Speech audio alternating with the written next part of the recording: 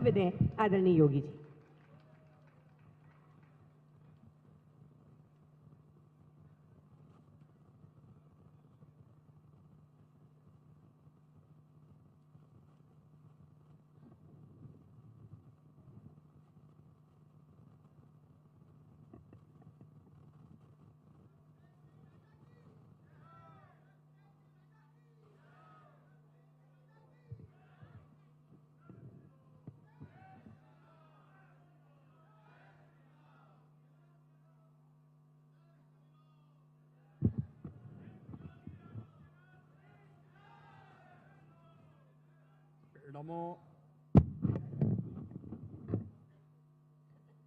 नमो अणि हंताराम, नमो सिद्धाणाम, नमो ऐरण्याणाम रियाणाम, नमो उज्जैण्याणाम, नमो लोय सभ्य साहुणाम, ऐसो पंच नमो कारो सभ्य पाव प्यसणो मंगणाम च सभ्य सीम पठम हवय मंगलम। जय जिनेन्द्र। भारत माता की, भारत माता की, भारत माता की।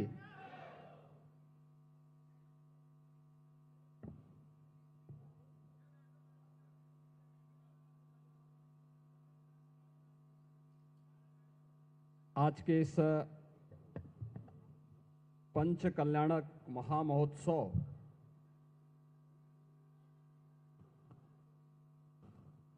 भगवान पार्श्वनाथ की भव्य मूर्ति और गुफा मंदिर के इस लोकार्पण कार्यक्रम में जिनका सानिध्य आप सबको प्राप्त हो रहा है, ऐसे पूज्य आचार्य श्री प्रसन्न सागर जी महाराज, उपाध्याय मुनि श्री पीयूष सागर जी महाराज, प्रवर्तन मुनि श्री महत सागर जी महाराज, निर्यापक मुनि श्री नौपदम सागर जी महाराज, मुनि श्री अप्रत्य सागर जी महाराज, मुनि श्री परिमल सागर जी महाराज, मंचस्थ अन्य इस परंपरा से जुड़े हुए सभी महानुभाव,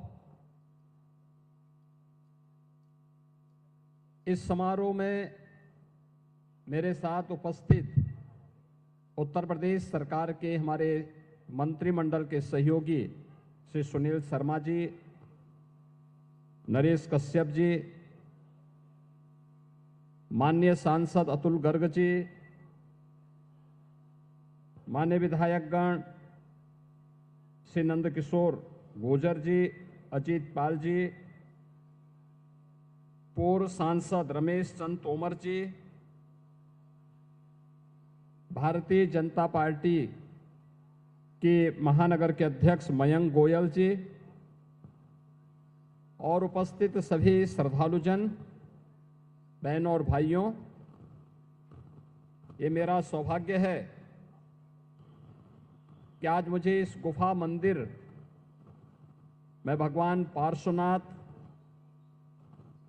और क्रांतिकारी संत पूज्य तरुण सागर जी महाराज की स्मृतियों को नमन करने का सौभाग्य प्राप्त हुआ है।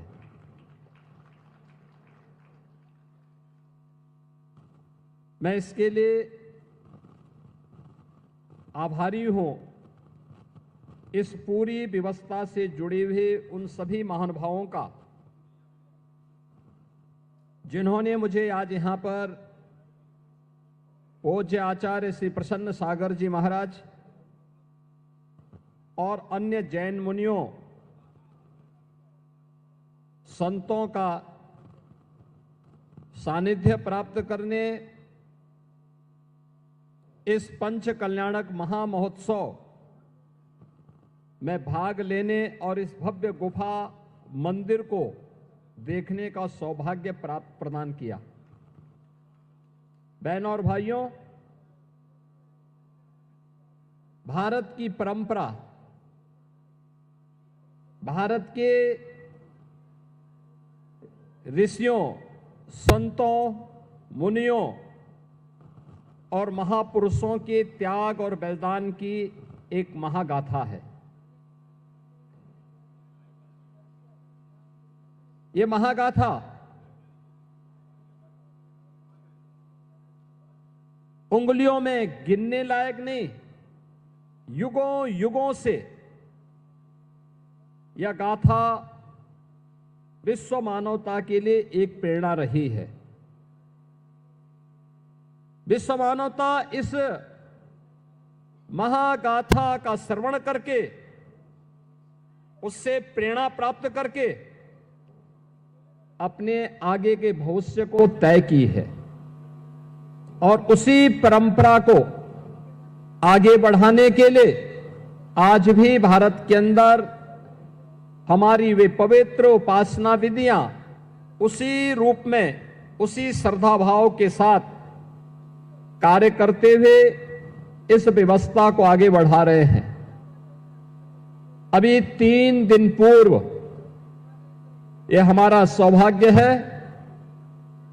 अयोध्या में प्रभु श्री राम के भव्य मंदिर के निर्माण में कार्य को पूर्ण करने के इस महायज्ञ का पूर्णाहुति के कार्यक्रम के साथ ही भव्य भगवा ध्वज का आरोहण श्री राम जन्मभूमि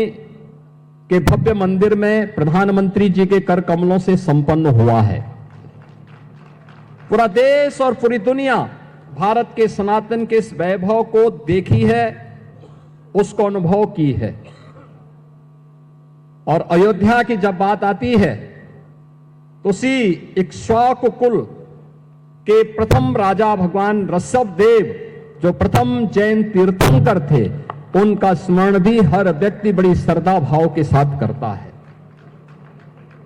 ये उत्तर प्रदेश का सौभाग्य है कि हमारे उत्तर प्रदेश में प्रथम जैन तीर्थंकर भगवान ऋषभ देव और अयोध्या में 4 ऐसे पवित्र जैन तीर्थंकर उसी अयोध्या की धरती में पैदा हुए। काशी, जो दुनिया की आध्यात्मिक नगरी कही जाती है, उस काशी में 4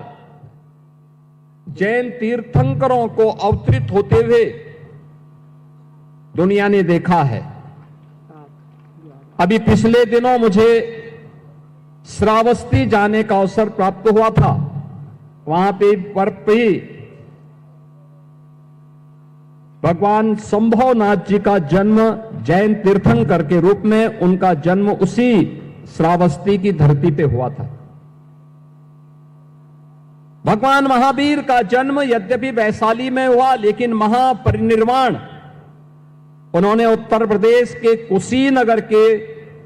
पावागढ़ में लिया था। और आज मुझे बताते हुए प्रसन्नता है कि हमारी सरकार ने उस फाजिल नगर का नाम, जहां भगवान महावीर ने अपना महापरिनिर्वाण लिया था, उसे हम पावा नगरी के रूप में हम लोगों ने उसके नामकरण को आगे बढ़ाने की कार्रवाई को आगे बढ़ाया है। यानी ये 24 जैन तीर्थंकर जिन्होंने समाज को एक नई दिशा दी, जिन्होंने करुणा की, मैत्री की,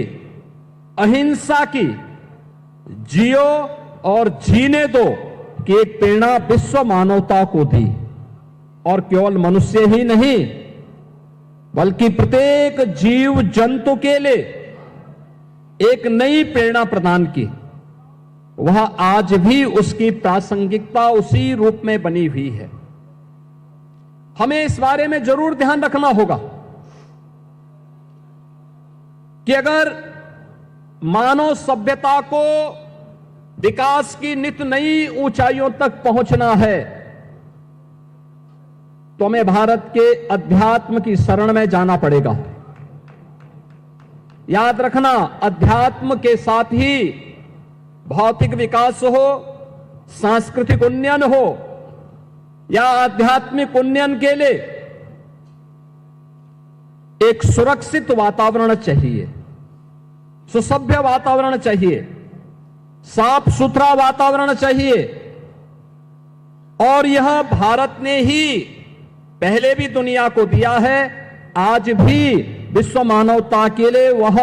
संदेश भारत का ही है, भारत के ऋषि मुनियों का है,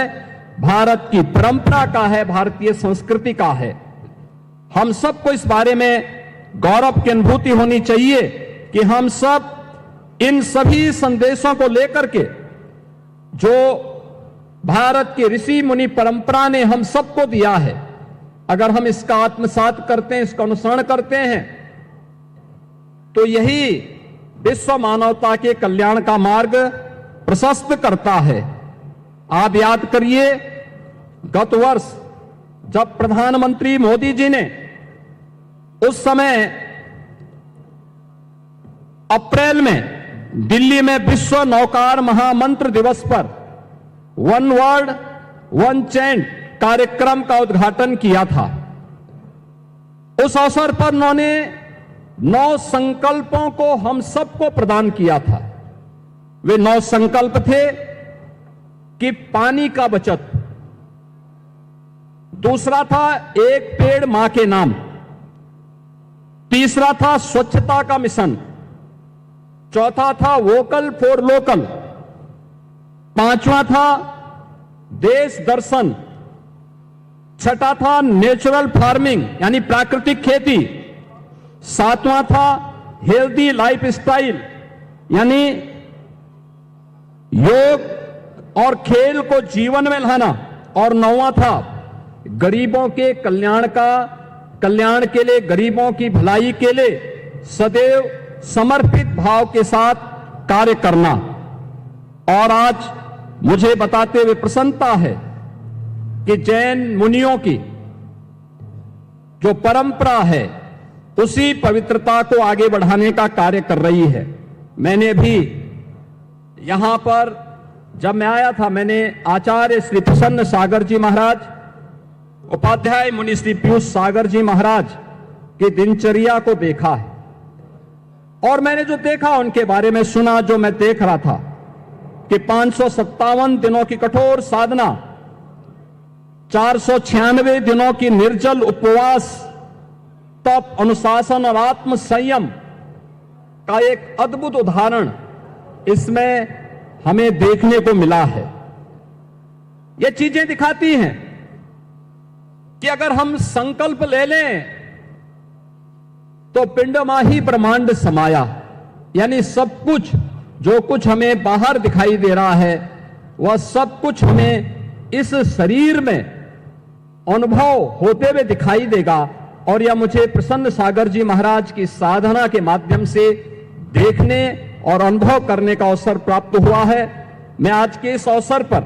जब इस पवित्र कार्यक्रम में पंच कल्याणक महामहोत्सव में मुझे भाग लेने का अवसर प्राप्त हुआ है, यहां पे मुझे भगवान पार्श्वनाथ और क्रांतिकारी संत तरुण सागर जी महाराज के इस पावन गुफा मंदिर के लोकार्पण के समारोह में भाग लेने का अवसर प्राप्त हुआ है। मैं आयोजकों को इसके लिए हृदय से धन्यवाद देता हूं, आप सबके प्रति अपनी शुभकामनाएं देता हूं, पंच कल्याणक महामहोत्सव के प्रति अपनी शुभकामनाएं देता हूं, और पूज्य आचार्य श्री प्रसन्न सागर जी महाराज और उनसे जुड़े हुए सभी अन्य जैन मुनियों को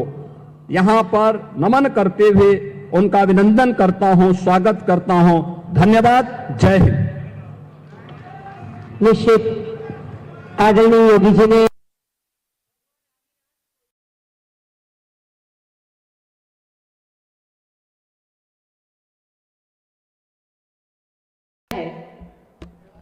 हमारे हमारी स्मृति में दिया। और मैं मात्र एक ही निवेदन कर रहा हूं